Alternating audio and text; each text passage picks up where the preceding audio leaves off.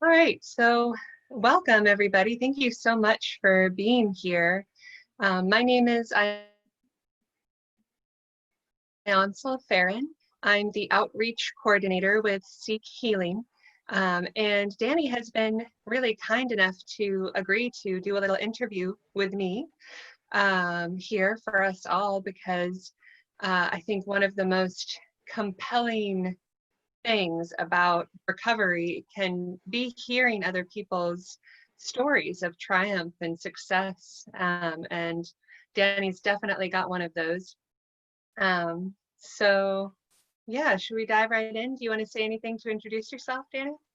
Um, no, I'm Danny Wallace, and I think everybody on here pretty much knows me. That's here anyway. Yeah, we'll get started. It's going to be a little lengthy.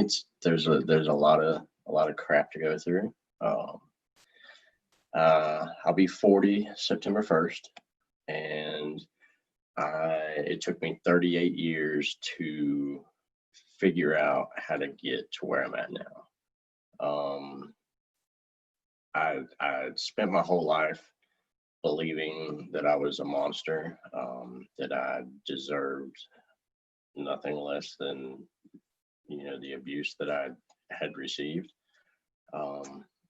It's started like, in kindergarten, I would have like teachers pick me up by my hair during nap time. I'd have bus drivers. We moved up here in the first grade from Florida and had a bus driver who would make me stand with my nose against the windshield as he went as fast as he could down a gravel road, like every day. So that kind of sparked me thinking that I just deserved what I was getting. My mother played a real big role in that. She would like dress me up as a girl, panties, dress, makeup, put me out on the porch, lock the door, and make me stand there for hours every day when the neighbors would come home from work. Just random things to, I guess, I had two sisters and a brother, and I was the only child that, I guess she didn't want or didn't like, whatever. My dad was a truck driver, so he was never around. And basically, I was locked in my room for a couple of years. I lived on a point system to where I had to if I earned enough points through the week, I could come out on a Friday and have 30 minutes of TV or like 15 minutes of TV and a bowl of ice cream. And that was my life. The door would open up and my food would be thrown in on the floor and the door was shut. And as long as I was quiet and nobody knew I existed, then I made enough points to get out for that 30 minutes or 15 minutes, whatever it was, on the weekends. So by the time I was like 7, I was already suicidal. I would set my room on fire, and that was the only way I knew to try to kill myself. So she left my dad, and she started going to the bars every night. And we had a high school boy that was our neighbor, babysit us, and he raped me every night for 6 months while she was going to the bars. And she eventually hooked up with a guy and moved in with him and moved us in with him. And we lived in this little bitty crappy trailer. Half the time didn't have power. Every day when I'd come home from school, he had a barn behind his trailer and he had a noose hanging up in it. And he would take me out there and he'd tell me, "You don't love your mom doesn't love you. If you loved her, you would end your life, and I can help you do it. Just tell me." And when I wouldn't agree to doing it, he'd make me take my shirt off and beat me on my back to where nobody could see the marks and all that crap, and then threaten to kill me if I told anybody. So I got to where I was like, I'm probably 4th grade. I was carrying a knife to school because I was just scared to death. That I didn't know why I was, my mom didn't want me and why this was happening all the time. And it got to where like I couldn't sit down in school. And so then when the teachers would see the cuts of the bruises, it'd get reported. And then somehow my mom was able to turn it around and say that I was doing it to myself and that I was trying to get attention. I was a troubled kid. And so nothing ever happened about it. And it just continued to happen. It continued to happen. He would make me do sexual things with another family member and videotape them. And finally, after a year or so of that, I'd had enough. And one day I had fixed all the windows shut in the trailer, and we had a gas stove, and I piled a bunch of pictures of all of them on the stove and lit it on fire and left in the middle of the night. And my little brother was a newborn, so I guess the smoke woke him up, and everybody got out, thankfully, and I got sent off for that. And went to a Baptist children's home and was there for a year. Got physically abused, mentally abused by the house parents and their teenage kids. Got sexually assaulted a few times by other kids that were kids there. And like every 6 to 8 weeks, people could go home to their families for the weekend and come back. And I wasn't allowed to go home. Nobody wanted me there. So they would come up with this, they called it a visiting family. They just had like a couple that would let me come stay in their home for the weekend. And then I'd come back to the children's home. And, the house parents would tell me all the time that I was going to grow up to be a sexual predator and all this other stuff, just constantly it did. Every time I turned around, it was just somebody else was just telling me how much of a monster I was. And so the second to last day that I was there, they tell me that I'm going to the office, and they wouldn't tell me why. They just said, you need to come down here.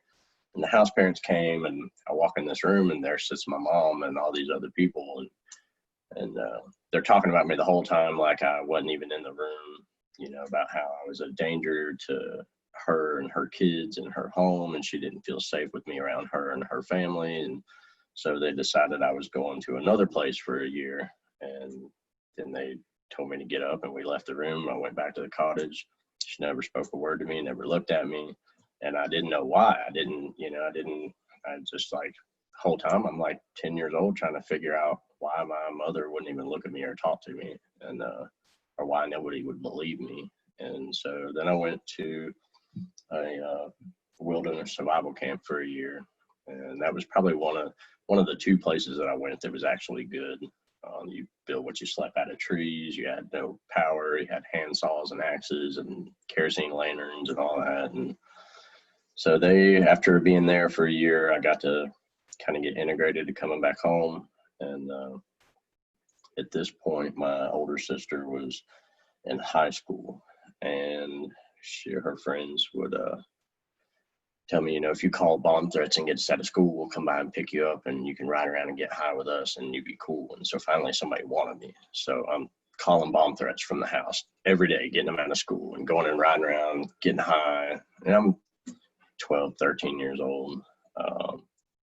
And my sister was always throwing parties at the house. And so there was always drinking and drugs, and mom was always drunk and on drugs. And she would like get in my face and yell and scream and just cuss and until I would finally blow up. And then when I'd stand up and blow up, then she'd sit down and dial 911 and start crying and say, I'm scared. He's terrifying me. I'm scared for my life. You got to get him out of the house. And I came home from school one day, and there's a cop there.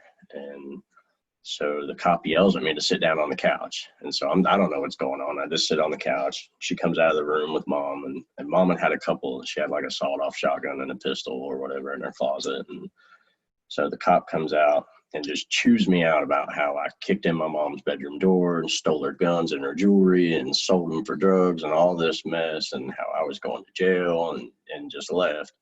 And years on down the road, I found out from my older sister that my mom had pawned all that stuff and just had kicked in her door and just kind of made it that way so that she could get rid of me again. And so piling those charges on with the bomb threats and all that stuff, I got sent off again. I went to Buncombe County Detention Center for a long time. Then I went to a foster home for a while. And at the foster home, I got caught with a duffel bag of weed at the high school. And so my foster dad would just keep picking on me and tell me, oh, Bubba's going to do this when you get to jail. Bubba's going to do that, and at that time I had kind of put off all the rapes and all that crap out of my mind, or just whatever. And I guess it just kind of popped out, and I don't know, blew up or whatever. And so they reported it, and it went all the way to court, and my mother told the courts that it didn't happen to me. It happened to my little brother, that I was making it up, that I was a troubled child trying to get attention. And I ended up spending a year in Buncombe County Detention Center every weekend for making false accusations. I mean, it was just like a repeat thing. Like every time something happened to me, nobody believed me. And I was just constantly being told that I was the problem. I was the problem, that I was the one doing it. She had a state forensic doctor evaluate me, and he diagnosed me a borderline sociopath, compared me to Charles Manson and Jeffrey Dahmer in front of my sister and my family in the courtroom, and said I needed to be locked away the rest of my life.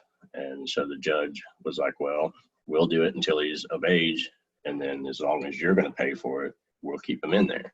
And Mom wasn't going to spend a penny on me. So the day I turned 16, I went to a place called Newbridge in Franklin, and in that place, my counselor there ended up becoming kind of like my second mom after I got out.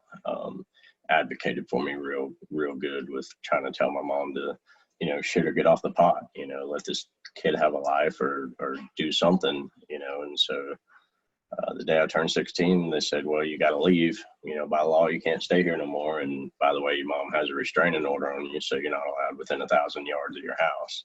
So I had to just walk out the door. And at that, I'd been locked away for like 7 years, and minus the couple months where I came home in the middle. And so I didn't know how to do anything. I knew how to run a dishwasher. I knew how to do schoolwork. I knew how to do chores. So I had to learn everything the hard way.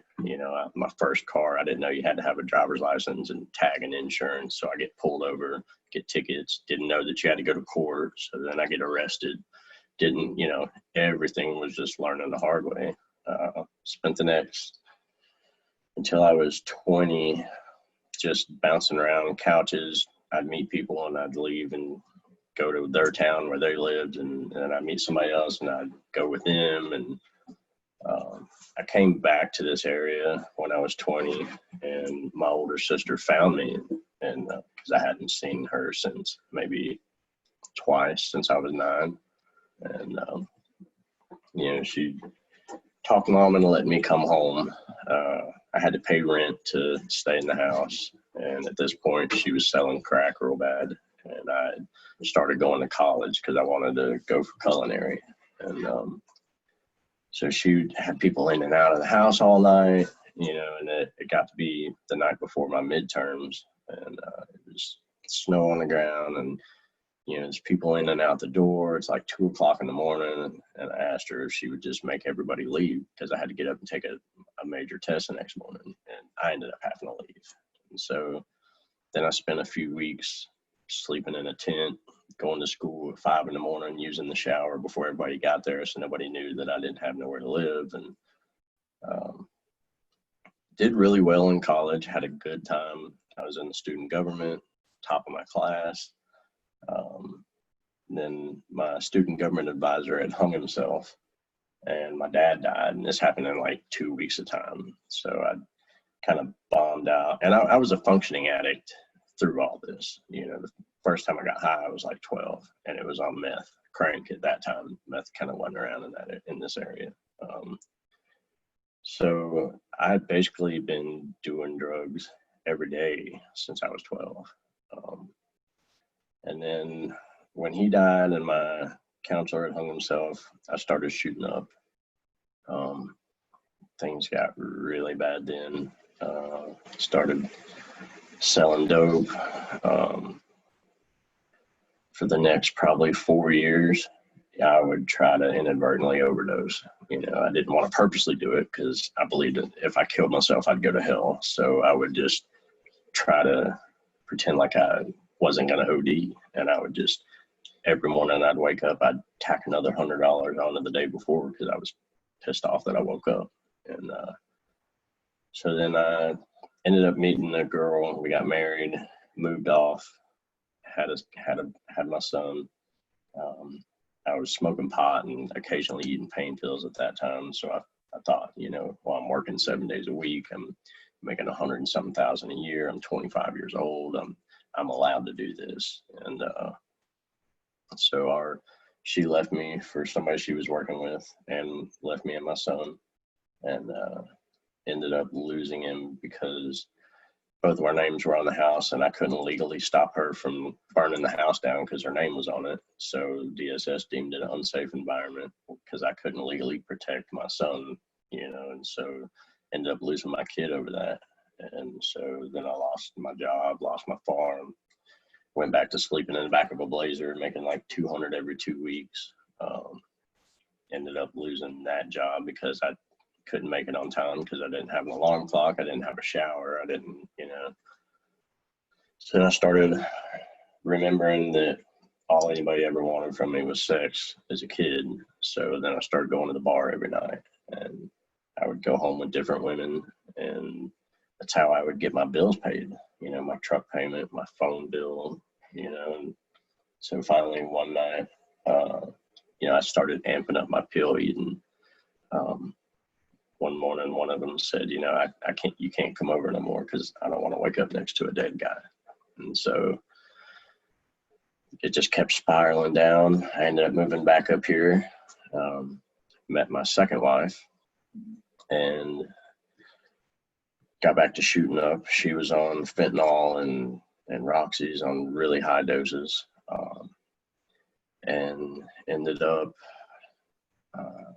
she was on probation for a meth lab in her house. And so through her probation, she had to straighten up or go to prison. And so that was the first time I'd ever heard of the word recovery. I went to NA meetings with her, did her IOP with her. If she was at home at 6, I was at home at 6. So things went well, started working again, had a couple cars, had a house, started getting my son. And then the day she got off probation, it just went out the window. And, she kept telling me, like, either you bring it home or I'm going to go out and get it. And I'd already lost one marriage. And it killed me thinking, like, I'm not a man because I couldn't keep my marriage together. And I thought I did everything right. I worked, I took care of my kid, I didn't beat on her. And so I just thought, man, I can't let this happen again.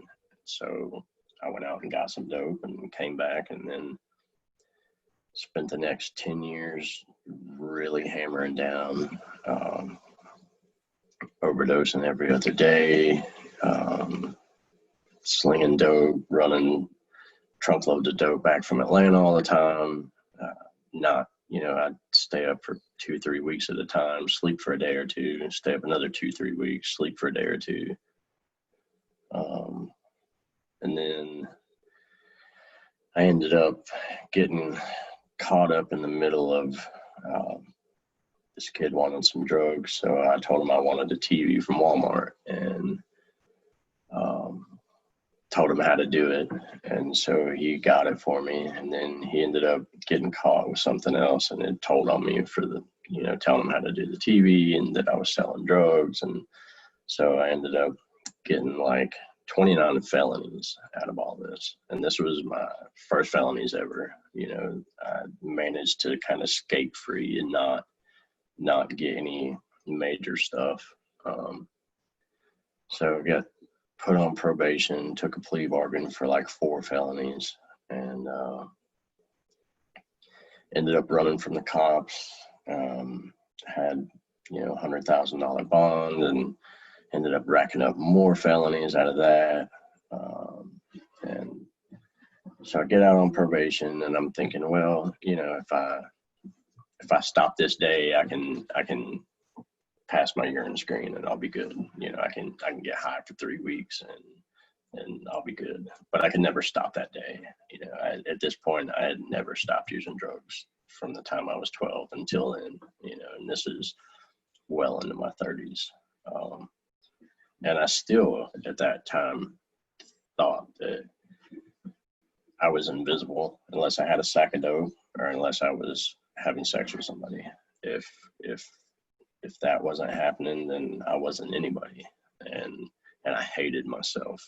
I would never let anything good happen. I didn't know how to let anything good happen. I survived so much that if things started going good, I didn't know how to act. I panicked, and then I would self-sabotage and make people hate me or, you know, go jump on 4 or 5 people so that I would get beat up, so that I would get that stuff I was used to all the time.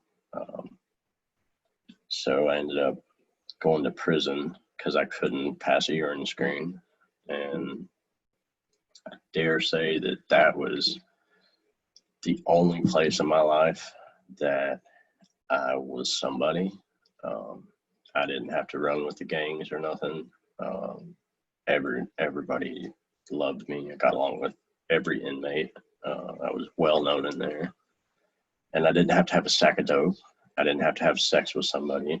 I didn't have to have money. You know, I was just acting like me. I was just cutting up, having fun, joking around, running around, being just a mix of everything. I got to where I was making, we call them steak cakes, you know, where we take all our canteen and make some extravagant looking cake that you wouldn't think you can make in prison. And so I started making money, started hustling that. Started learning how to, because it was a work camp, people couldn't put money on your books. So you made like $2.50 a week. So I started like trapping out, you know, ramen noodles and coffees and stuff like that, and started building up a store, and then I would sell it off for money. And so when I came home to like $3,000 in Western Unions waiting for me for canteen money. And then I got all these cheaper connections while I was in there. So then things really went sour. Then I got introduced to heroin, and my life went way more upside down than I thought it ever could. Was ODing every day, bringing back other people every day. And 5-6 times a day at least, watching my friends die in my living room or in my driveway or in my car, and having to bring them back to life and then give them another shot because then they're sick because I just hit them with Narcan. And, you know, just everybody loved me though. You know, I was somebody. I was able to give people money because their lights were getting shut off. I was able to be needed and wanted somewhere. And so when the day I left prison, I didn't want to leave. I didn't want to come home because I knew I was going to come back to that life. And I knew that if I didn't get back to work, as I said, that I was just going to be invisible. And so, you know, got back out, kept failing my urine screens, kept getting raided. You know, my PO was actually trying his best to get me to change and get me to see that I deserved a life and that I wasn't a piece of crap. I ended up having to stay at my mother's house during this time when I got out of prison. And, you know, she didn't help the matters at all. I ended up going to court, and the judge said, well, if you fail this urine screen today, we're locking you back up and we're going to revoke your probation. And I had a 10-year suspended sentence. And so I took off from court and I went and stayed with my son for a few days. And I had to tell him, like, son, I'm sorry, but your dad's got to go to prison for 10 years and I have to go turn myself in Tuesday. And I wanted him to hate me. I wanted him to, just like everybody else, I didn't want to matter to anybody. And I'm squalling my eyes out telling him this in Burger King, and he's 10 at the time. And he just looks at me and just smiles and says, Daddy, it's okay. I love you. He says, I'll send you money. I'll come visit you. I'll write you letters. You know, it's okay. And I decided I didn't ever want to have that conversation with him again. So I went and turned myself in and went through the 10 days of the worst withdrawals I'd ever had in my life. Jail wouldn't give me anything. So I laid in the floor, puking up every meal, didn't sleep for 10 days. And Wayne Billings is on the call here, and he was doing the jail ministries in Jackson County. And I just ate and ran straight to the shower and threw it up. And he came in for church, and And I knew if I went back in my cell, I wasn't going to come back out. I just couldn't take, just not just the physical withdrawal, but the mental, the emotional, just, it was just too much to bear. And so I just kind of crawled over to the table, and I didn't know what else to do. And I asked him to pray for me. I said, I don't want this no more. And all the times I'd been through my addiction and I'd get sick or I'd be in withdrawals or something bad was happening, I didn't know how to have a relationship with God or anything. And so I would ask him to take it from me until I knew that I would have control over it. So in the back of my mind, I'm like, it'll be okay if he can just help me until I get my next fix, I'll be all right. And then when I'd get my next fix, I just wanted to die because I couldn't stop shooting up and I couldn't stop being this piece of shit that people had told me all my life I was, and that I had told myself I was. So Wayne put his hands on me and prayed, and my brother was in the same cell as me. He's doing 7 years fed time for drugs, and I hadn't seen him in like 2 years. And so I got to be his cellmate for like a week before he got shipped off. And so him and Wayne and a few other inmates prayed over me, and that was like my first glimpse of actual hope in 37 years. It just felt like somebody just took my shirt off of me. I could just kind of feel it leave me. I quit shaking. I was able to sleep that night. I was able to keep my breakfast down the next morning. And it touched me. So, everybody kept saying, well, when you get out, are you going back to work? And I said, no, I'm going to go lobster diving. I said, when have you ever went lobster diving when you were high? When have you ever done anything when you were high other than get high? I said, I'm going lobster diving. And when I had turned myself in, I was so high that my attorney came down and he was like, well, what do you want to do? And I said, F it, gas the bus up. I don't care. Just take me to prison, So then when I came down, I was like, oh my God, what have I just done? I just asked to go to prison for 9.5 years. So I started freaking out, sat in jail for, I think, 3 or 4 months and kept writing the judge, apologizing, I didn't mean to say that. Please give me another chance. Kept writing my PO, same thing.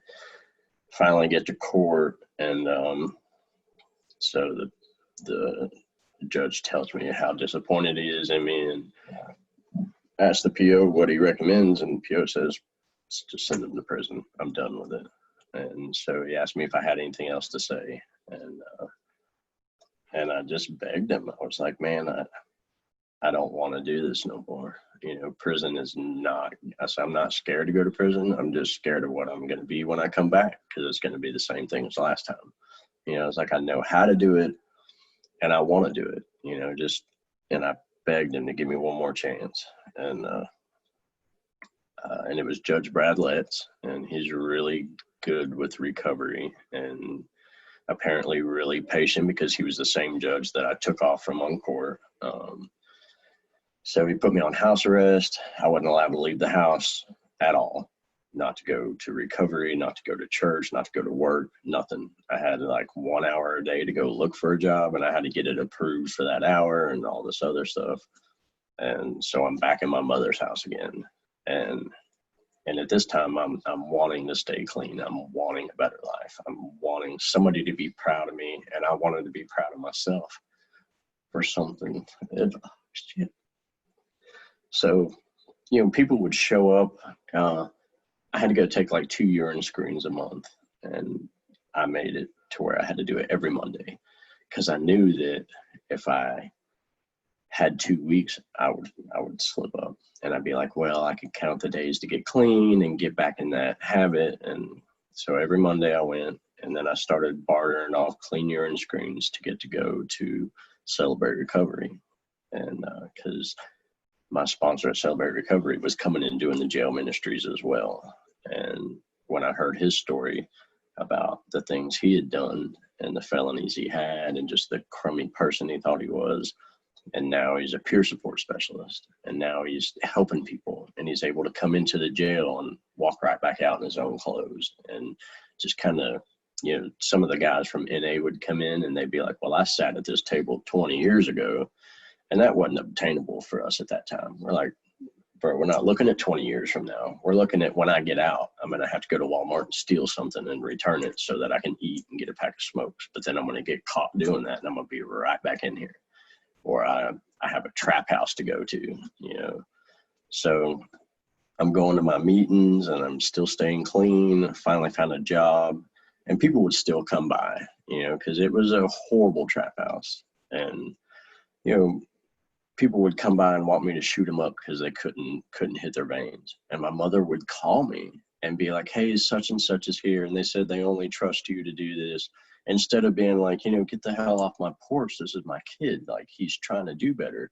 It was almost like she would just advocate more and more and more, But then on Facebook, oh, I'm so proud of my son, I love him, he's my life, he's doing so good. And so, even my PO was like so disgusted at it that it got to the point to where he didn't want me there. Nobody wanted me there.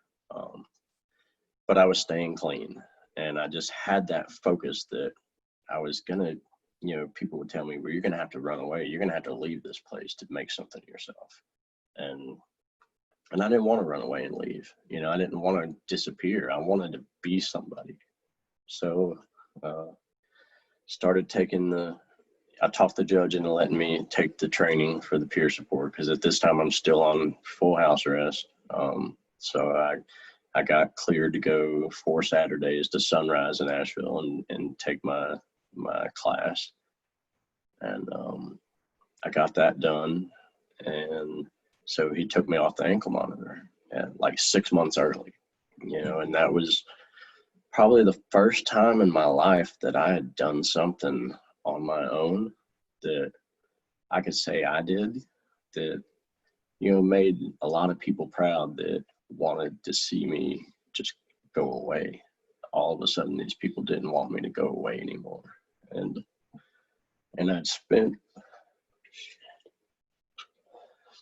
my whole life hating myself so bad because everybody else wanted to run away. And I couldn't figure out what was so wrong with me and why I had to be the only one stuck with me, why I couldn't run away with everybody else. And so then it just kind of spurred me to want to do more and do better. Found out about SeekHealing because the 12 steps kind of wasn't working for me. It gave me my foundation, and I owe that to Celebrate Recovery in 12 steps. It gave me my church and my recovery at the same time. But just something wasn't working. And so I started attending SeekHealing meetings, and they do like a whole wellness approach, like where I work now. Started focusing on other things other than drugs and alcohol just being the problem.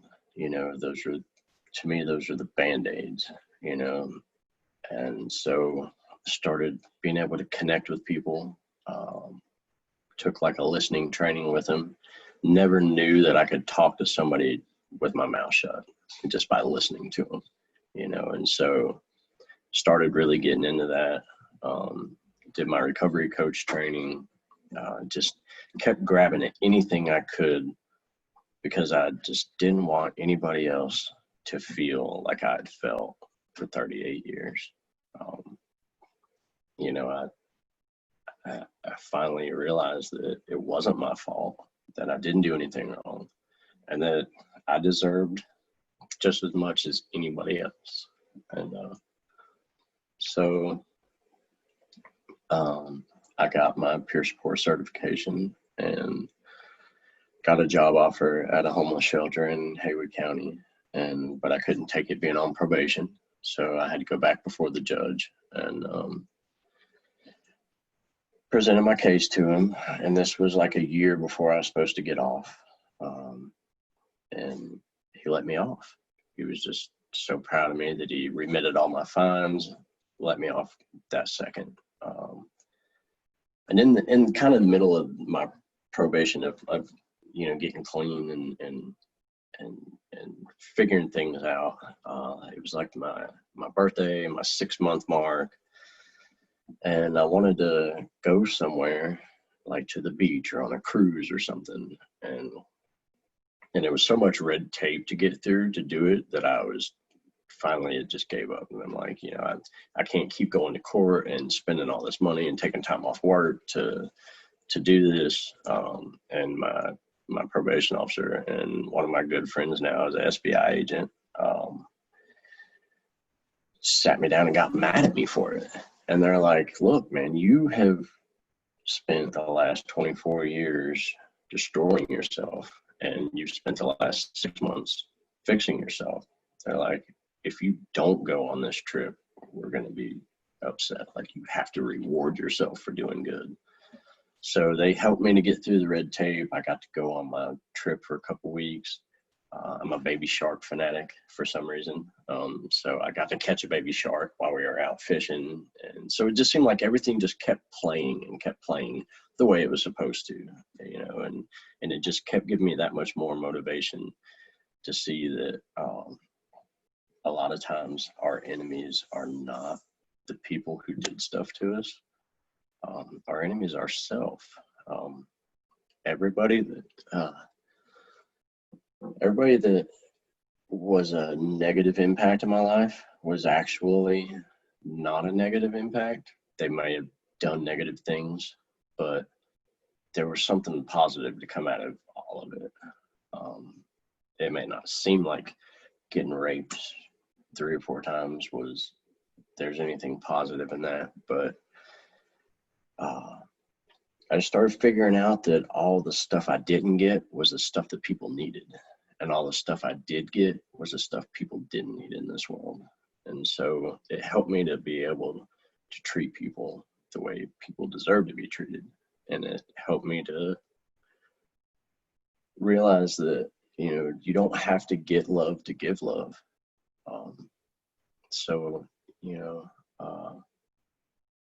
I had a counselor. She's actually now a board member for SeekHealing at the methadone clinic I went to back in like 2013 or so. And she had told me that was the first time I had heard of the story. Jennifer Garrett, she's the one.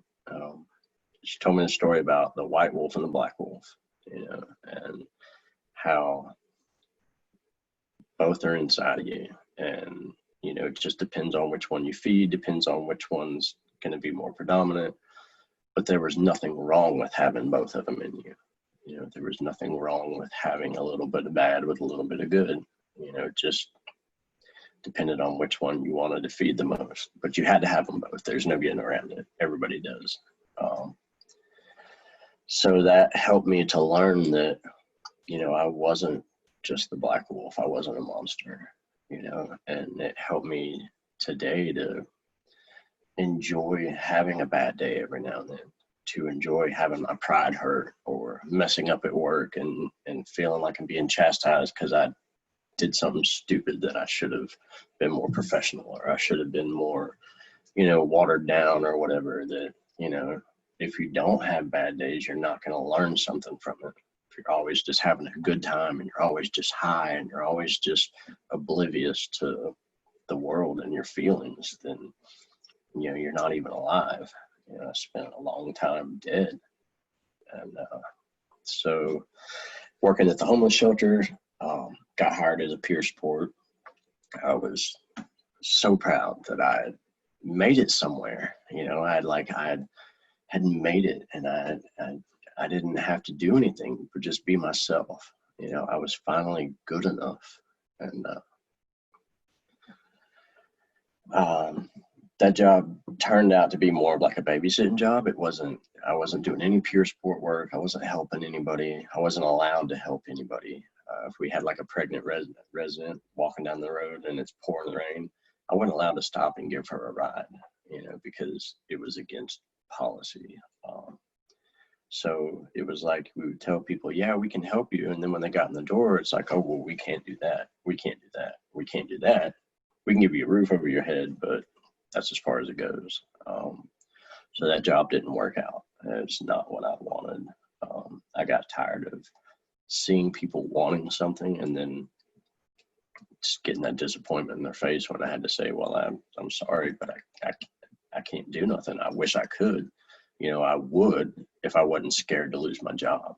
I would give you a ride. I would help you out. I would be human. And so I started looking for other jobs, was doing construction in between, and I got a job with a phenomenal place. I work with Eleanor Health in Asheville. We have office in Asheville, but we have offices across the state and in New Jersey. And I've never seen or been part of a place that cared so much about people, and not just their, you know, not focusing on just their drugs and their addiction and that shame that you get of like, oh, I'm a piece of shit because I'm a drug addict. You know, it's like we actually help people to, you know, our motto is like we help people to live amazing lives, and it's true, and it's so fun. I get to see it every day in our members' eyes and in their stories and in their interactions with them, and just watching them blossom and grow and getting a chance to grow myself and be able to use my experiences to be able to relate to these people and to be able to, you know, I can't give anybody advice because I'm 40 and I'm still a child. You know, I still act like a child. I still, you know, sometimes go a little too far with jokes or go a little too far with, you know, things that I find humor and happy and love in. And I just want to just pour it out. And sometimes I pour the whole bucket instead of just a cup full. And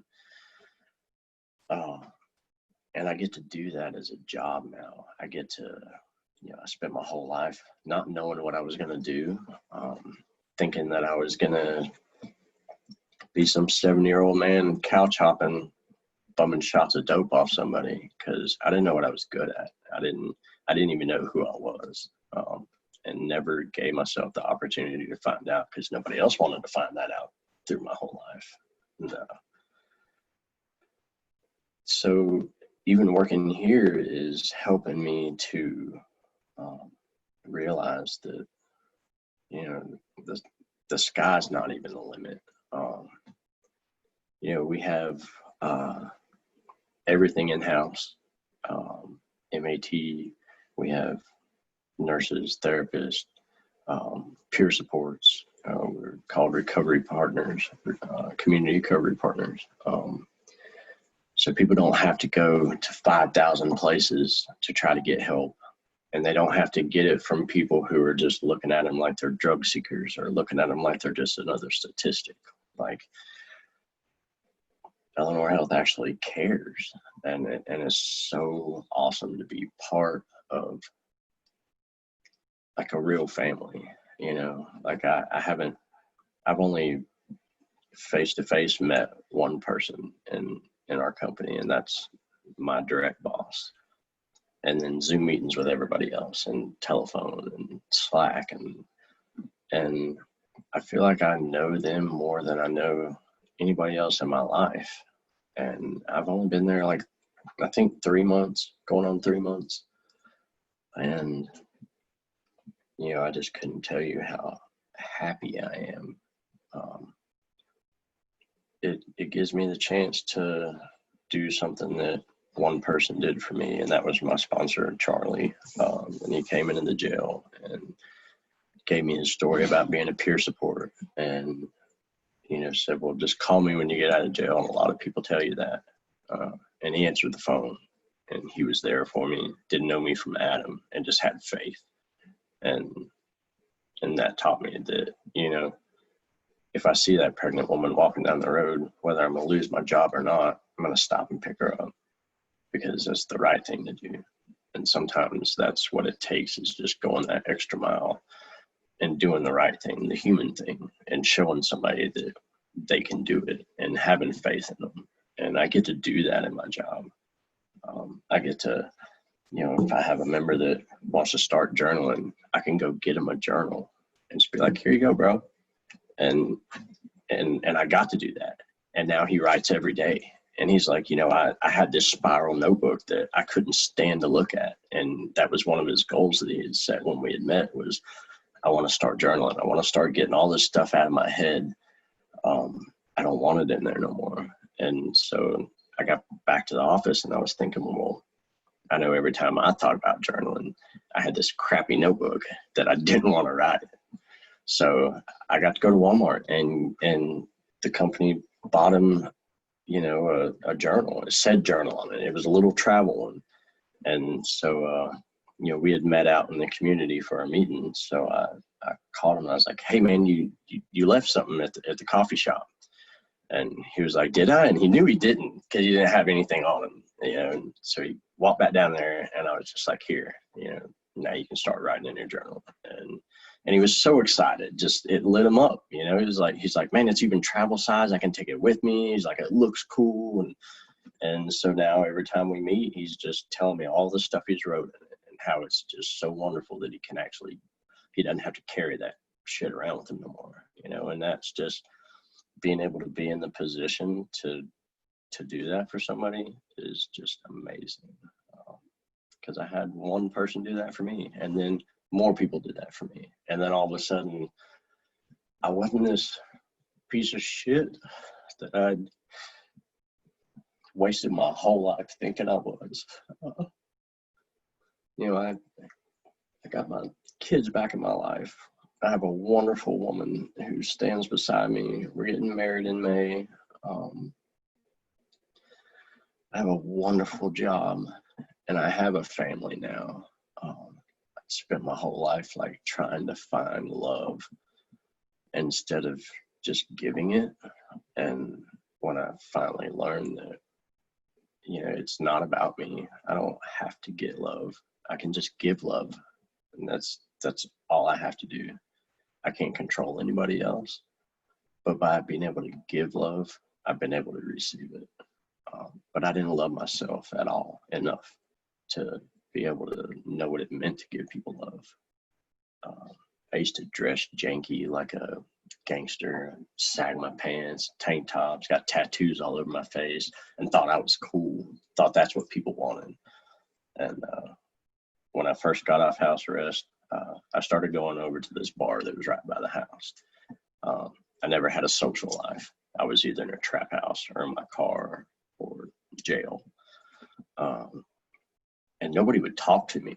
You know, I would get a beer and I'd stand over to the side and people would just look at me. And I'm like thinking, well, I'm in a bar. Like, why are people not talking to me? You know, I didn't attribute it to what I was projecting. And so I had to go to court for something. So I dressed nice, button-up shirts, slacks, all that. I stopped back by that bar that day, dressed like that.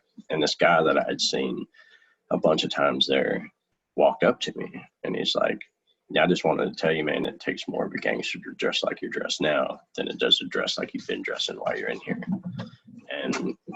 And it kind of resonated with me because I was like, you know, I've been coming to this bar like once a week for a month or two.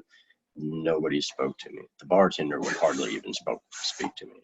And now all of a sudden this guy's coming up and talking to me. So I started pulling my pants up, went out and got a bunch of button-up shirts, started wearing slacks, started wearing nice shoes, cut my hair. And then I started noticing that people wanted to talk to me. People wanted to approach me. Started going out other places because I didn't want to get into the whole alcohol thing and all that. So I just started going places, you know, stores, started just going places I'd never been, like normal life stuff. And just the difference of how people, it didn't matter that I had the teardrops on my face. It didn't matter that I looked like I had a past because I looked presentable and I was feeling good about myself. And people were picking up on that and coming from across the way to come and talk to me. And so it was just like little things in the last couple of years that, you know, I wish I could have learned a long time ago, that have just helped me to figure out just how to be okay, how to live. So that's pretty much in a nutshell. there you go. Man, thank you so much, Danny. Yeah, thank you. Wow, I'm like floored. I think you have experienced more in one lifetime than, especially more adversity and challenge, and I would say trauma in one lifetime than most people experience in any, that most people can imagine. And to see you come out of that with such resilience and such grounding and knowing who you are and what you stand for, I think it must be just a testament to the power of your own heart to carry you through all of that and to find something else. Do you think that, I have a two-part question. Do you think that's true, that there was something in you that kind of carried you through all those dark times? And what was it about connecting with other people that allowed that to come out and kind of win the day?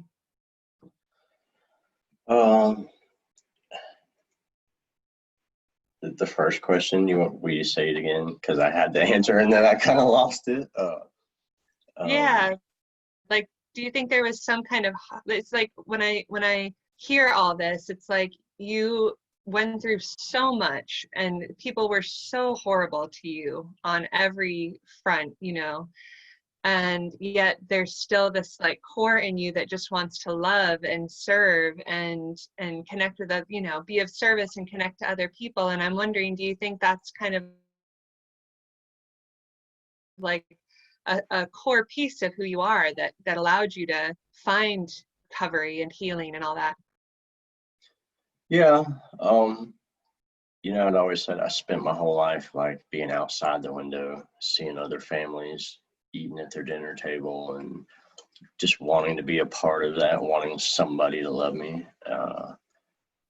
And I thought that I was getting that by doing the things that were done to me, and it still wasn't getting anywhere, but I still seen it in other people. So I knew it was there and I knew it existed, and I just couldn't figure out why I wasn't allowed to be a part of it. And so even when people would briefly allow me in and take me in or give me some of what they had, it's still, when it boiled down to it, I wasn't their blood, I wasn't their family. So when it came down to it, it was me or them. It was my ass going out. It wasn't like, there wasn't that unconditional love that I just wanted. And I seen unconditional love with parents and their children and their friends and all that. So I knew it was there. I just couldn't figure out why nobody wanted to give it to me.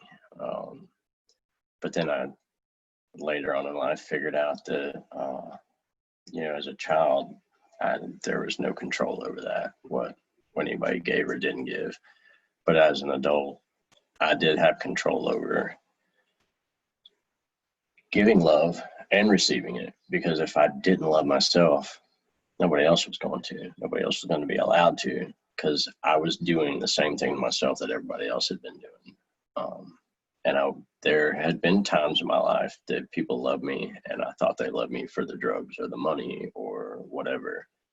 And all of a sudden they see me where I'm at now, and they're still my friends, and they're still so excited to see me and still love me. And I threw a lot of that away because I thought, oh, there's no reason why they could love me. I'm not good enough, so I didn't trust them, and I didn't give a shit.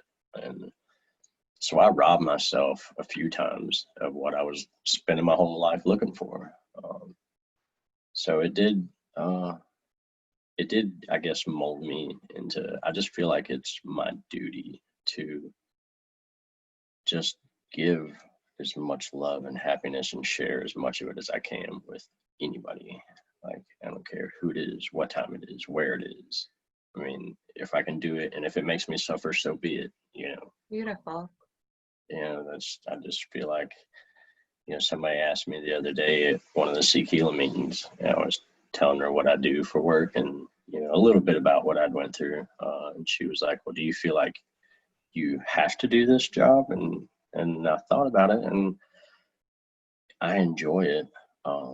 I'm somebody, and yeah, I feel like I have to do this. And I welcome it, and I want to do it. I don't have to do it to survive or have a job. Of course, that helps. You have to pay your bills. But, somebody has to,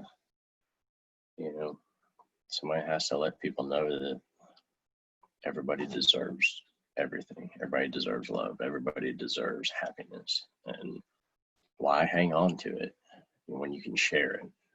There's no point in me getting up to the top if I can't turn around and reach my hand down, because I don't want to be up there by myself. I don't want to be up there enjoying the sunset and fireworks and coffee and whatever by myself. If I can't turn around and see somebody else enjoying it, then why enjoy it? So that's where I'm at, I guess. I'll quit rambling now. If that answers your question. Yeah, it definitely does. Yeah, and we're actually right at time, right about 8 o'clock. So I just want to say thank you again for sharing your super powerful, inspiring story. And I'm so overjoyed that you are where you are in life, and you definitely do deserve it. Like you said, we all do. And yeah, thank you for doing your work and helping other people, reaching that hand down and helping other people get to where you've gotten. Thank you. And I was supposed to give a shout out. I have some friends in Celebrate Recovery in Haywood County. And they have got to finally get a women's house in Waynesville called Caitlin's House.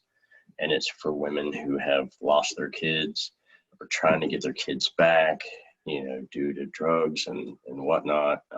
So just want to kind of put that out in the universe, that we finally have something for women to be able to work on getting their kids back and have a place. It's called Caitlin's House. If anybody wants to look it up, if anybody needs a resource for a mother who's wanting to get that connection back, and to seek healing for helping to heal me. Shit. For Eleanor Health, for having faith in me and not knowing me from Adam, and just letting me run with it and feel like I'm somebody. Yeah, so that's it. Thank you. Yeah, thank you, Danny. Yeah, so much blessings. And thank you, everybody, for being here. We're going to post this on YouTube and share it on our Seek Healing Facebook page. So please feel free to share it. And yeah, much love to all. All right. Thank you. Thanks, everyone.